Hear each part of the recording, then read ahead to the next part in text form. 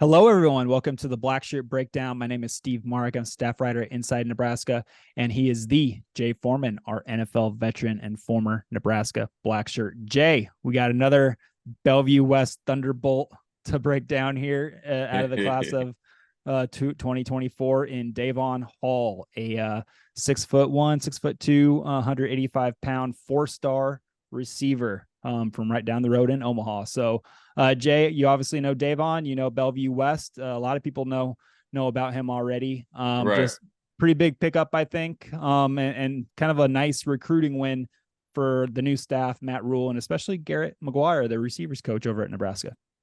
Yeah, I think between McMorris and Hall jumped out there early. Yeah. And it was almost since he got in high school. And from 7-on-7, when he walks into a field or a field house, he looks the part and always had looked the part from a very young age. And then ever since he started playing, he's been, very productive and been on the national scene. And with the previous staff, it looked like it was 50-50 at best, whether he was going to, become a Husker or commit to the Huskers.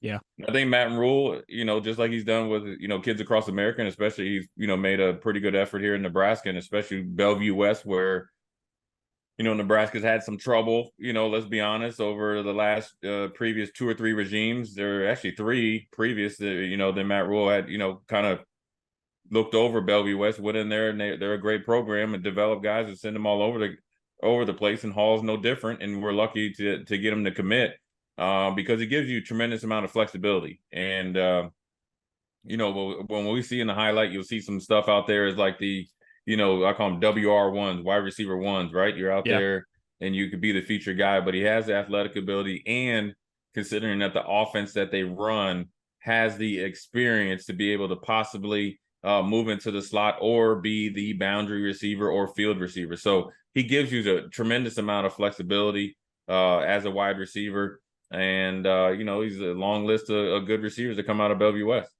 Generally speaking, Jay, before we get into the highlights, what are the differences between somebody who plays a boundary receiver position and then a field? Well, a lot depends on the offense, but let's say boundary receiver, you want a guy that's going to be your physical receiver, be able Okay. to stretch the defense, 50-50 catches, really, really good route runner, because I'm thinking back shoulder fades, Mm. I'm thinking slants, I'm thinking slant and goes, I'm thinking deep comebacks, trying to really force a one-on-one situation, even if you're facing a zone defense. Now, where you're in the field, or in particular, say slot, where you like a guy that can really do some damage in space, make guys miss, and kind of weave in and out of 2 or 3 guys. So, yeah, but I think he can do both, and they played him at both, and he's been successful at both. And I think his experience of playing the Warren Academy and then obviously Bellevue West and their kind of offensive system to get him ready. The route tree is not just 9 routes and quick hitches and make guys miss. You got to run some real routes, and with a quarterback that's really came on in Daniel Kalen, it's actually made both the receivers, and particularly Hall, become a better player because he knew that he could fit the ball in places normally that most quarterbacks can't. So then therefore he has to run his routes a little bit better, so it's a kind of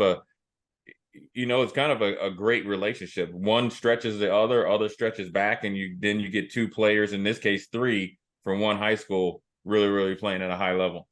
Good stuff. And you mentioned Dae'Vonn kind of bursting onto the scene early in his career as a freshman in high school in 2020. 6 catches, 104 yards, 1 touchdown. But then his sophomore year just exploded. 43 catches, 592 yards, 9 touchdowns. And then last year, junior was the big one, obviously, 62 catches, a little under 1,000 yards receiving with 974. And then you love this one, 11 touchdowns. So obviously he's productive and everything. And he's got a good quarterback, obviously, with Daniel Kalen, also a commit for the 2024 class for the Huskers. And then Isaiah McMorris is another receiving buddy, also going to Lincoln. So without further ado, let's get going with these highlights. 3 plays here. This one, obviously, you put him to the field side, Jay, a little fade route. Right. Just good route, good throw, good catch. Well, you look at it, even with the being to the field, it's a little bit of a negative split. So then therefore you're dictating where that safety is. And so it's a good route right here where he's actually running into the leverage of the defender. running away from it now. So you're actually making it a bigger field for him to make this over the shoulder catch. And so this is good route running. See how he just presses that defender, and then he creates separation, and now he can easily track the ball or track the ball a little bit easier. And I like the body control right here, right? Look at this. Look at his athletic ability right there. You have like a bucket step, kind of reverse pivot for the basketball people out here. It's a bucket step, all while he's keeping his eyes on the ball and tracking the ball. Look at this right here. Bucket step, reverse pivot, back pedal, then get it off of 1 foot, and it would have been 2 feet down if you're an NFL lover, and obviously in college with plenty of space to go. So I like it. I like the initial route. I like the separation. I like the timing of his eyes, right? Look at, if we go back to this, watch this.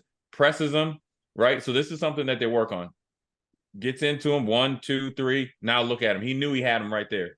And he's just tracking the ball. So now it's giving actually Daniel Kalen a wider catch radius or a wider pass radius, and increasing his catch radius all by his initial start in that route. So you win early, you have success late. And so that's what he's doing right here. And this is something that Marcus Satterfield and those guys don't see a lot from receivers at the high school level. I'm just talking about the athletic ability right here, the ability to track the ball. We'll watch. This is week 0, right? So we'll see plenty of teams with receivers that'll try to run this route and complete this pass that can't do it with the ease that Dae'Vonn Hall is able to do. And so then you like it right there if it's the soccer field right there. So even if it was over a little bit more towards this hash, and you look at the soccer outline right here, look how he's able to get that 1 foot in right there, way in bounds. And so this is the athletic ability and the catch radius, the tracking ability that you don't see in many receivers across the nation. And so, look, he has every right to, tap his head, said it's on his head. It's a really good route there and a good catch. And this is the example what I talk about being in the field, right? The first one. Now you're into the boundary, right? So this doesn't stop him from being productive. Generally, you can find guys, kind of know what routes they're going to run, see, and kind of predict their productivity based on boundary to the field. But here he is into the boundary, and this is the boundary route right here, right? You want to see the run after catch, patience right here, and now right here. Now you just that's a phenomenal block right there by McMorris, right? Hey, you get caught slipping, you get pistol whipped, and this is what I like right here. I like this right here. Run the route, or run this play like you want, or how it would suit you. And this right here is 0 to 60 right now, gone, touchdown. And so what I like there is where we've seen McMorris run this play, right? And it's a little bit more quicker and decisive, and 0 to 5 or 1, first gear to fifth gear, really fast. But what he does right here, extreme patience. So that lets me know, even if you project him to a kick returner or a punt returner, good hands catch right there, right? Catching it, looking at the first defender, right? Running with the patience, letting the blocks right there. It's an excellent job by the running backs and the offensive linemen chasing the plays. Good awareness right there against the sideline. What do? Cut back against the grain. Now he's already looking that I only have one defender to beat, and it's a great block by here, McMorris. And this is why these guys are 2 Power 5 receivers. They're more than just receivers, right? They come in there and block, but then you like Dae'Vonn Hall to read the block right there and take it to the house. And so, when you're trying to put your tape together, I'm sure we looked at tons of huddle tapes and stuff like that. You want to see him doing different things. You want to project it, right? Always a hands catcher, always catching the ball and separating his hands from his body. And what I mean by that is, you see some receivers catch it and look it in and tuck it in. You see him and McMorris, but in particular on him right here for Hall, he's catching it, and then look at his eyes. He's looking and reading the defenders right now. So this is letting you know he's a ball catcher. He has excellent hands. See how he's looking and seeing where he's going to go next? That's how he's able to not fumble this ball and be patient. Now he's able to put it to the outside arm, had it in his right arm, switch it, all because he caught the ball clean. And I always talk about this as far as like quarterback play, but it also goes to receiver play. There's one thing people talk about: ball handling the ball. For a quarterback, do you get the ball to the receivers on time and on target? For the receiver, do you catch it clean and then go to the next step, which is making defenders miss, right? Both of these guys do it, but Dae'Vonn Hall did an excellent job right here. He liked the ball going right to that outside arm, touchdown, strike up the band, whatever they're doing. The coaches are celebrating. Really good play right there because it looked like it was dead in the water, but he made something out of nothing. Now on this next last play, so the first play, we saw a great kind of a fade route that could show that he could be a potential red zone target once he gets into college. The second play, I mean, those are just moves in a phone booth. The way he got through that mass of humanity was super, super impressive. It shows you at 6'1", 6'2", 185 pounds. He's got some shiftiness, some moves to him to be able to get through all those guys. I mean, it was crazy. Then on this last one, again, he's in the boundary side. He's just, this is just a foot race here. He beats his corner. He beats the safety. And it's a well-placed ball by Daniel Kalen, and he hauls in this 9 route. I think it was a 9 route, but yeah, I mean, just able to, he's going to go out of the screen here because the ball, but yeah, just look at the separation. I like the separation. It tells you he's winning the race right now. He got behind the defense. I mean, he blew the top off the defense, and that's exactly what you want to see, right? Yeah, it's a little bit of a slant and go, but I like how he initially starts the route. He starts out trying to eat up the cushion here by the defender. Eat it up, get him to bite on it. Now I'm gone, right? And so, look, this is Omaha North. They have great athletes. These guys have grown up going against each other, right? You got Jones right here, is Donnell Jones right there, number 4. He's a Husker commit. And on the other side is a Division II possible commit as safety. So these aren't guys you're just out there just like that can't play football. So I like the route. Look at the explosiveness off the line, right? Eat up the cushion, sell the slant. Now I'm going. And I like it over the shoulder catch right here.